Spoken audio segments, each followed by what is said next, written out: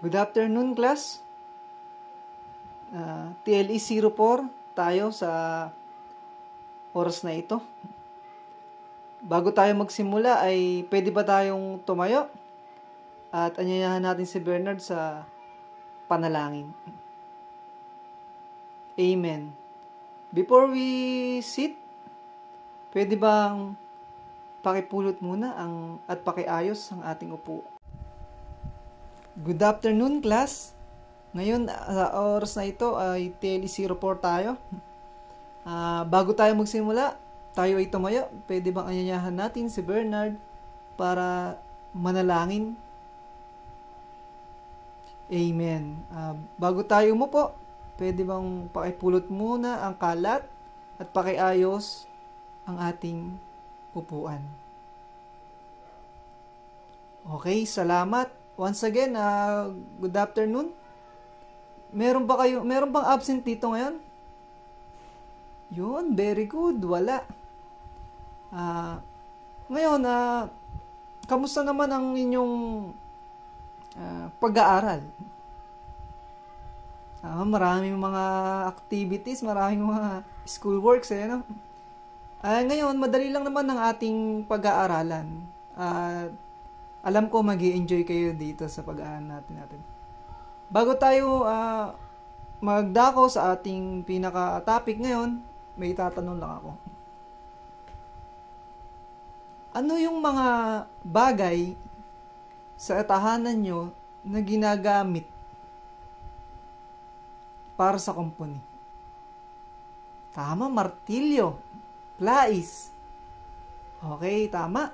Ano yung kapartner ng martilyo? Aba, syempre pa ako no?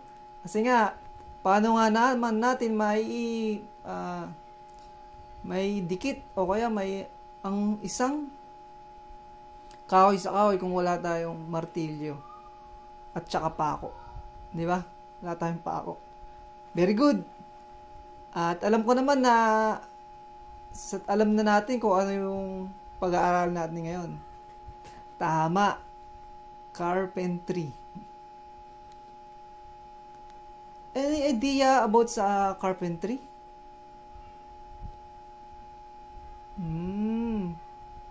Tama.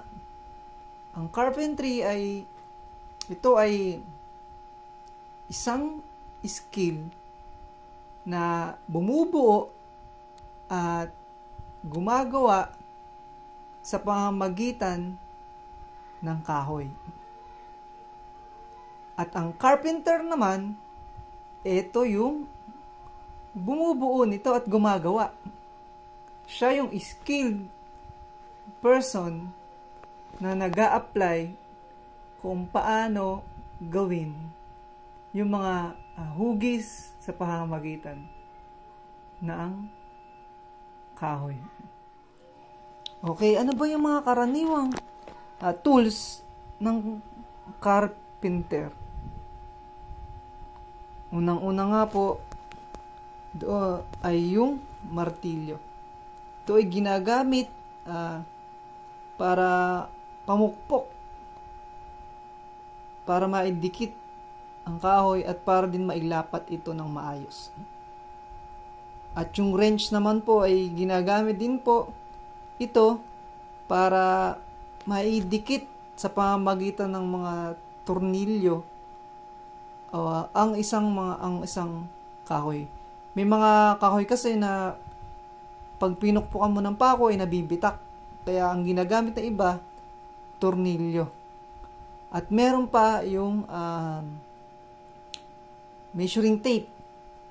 Ginagamit ito para maging tama at maging sukat yung mga bawat sulok ng mga ginagawa niya. Napakahalaga na ito. At yung plais naman, ito ay nakakapagbigay din ng para maigpitan niya yung isang bagay. At yung vice grip, ito ay pang-ipit para madali niyang maputol yung mga kahoy sa pamamagitan ng vice grip. At meron pa yung screw. Ito din po ay isang panghigpit sa mga tornilyo, sa mga na kanyang dinidikit ay nilalagay doon sa kahoy. At meron pang mga bagay tayo na hindi alam na ginagamit pa ng karpintero. At ayun nga yung teflon. Diba, parang alam natin, diba, yung ginagamit lang ng teflon ay para sa mga tubero, ganon. Pero gumagamit din po siya ng teflon para maging maayos yung makapit yung bawat nilalagay niya sa pag tinutornilyuhan niya yung isang kahoy. At yun lamang po, basta't sinabing carpentry, ito po ay yung skill na nakakabuo ng mga bagay sa pamamagitan ng kahoy. At ang carpenter naman po, ito po yung gumagawa ng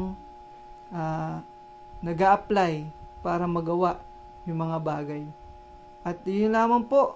At ang mga tools na to ay sa mga susunod pa nating tatalakayin, yung mga tools na kailangan at mga heavy tools na ginagamit nila.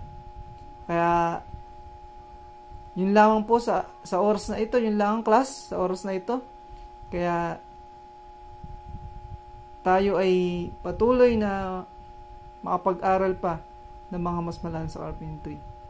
Kaya ngayon wala tayong assignment, kaya pwede na tayong umuwi. Basta ayusin lang natin yung bangko bago tayo lumabas. Thank you.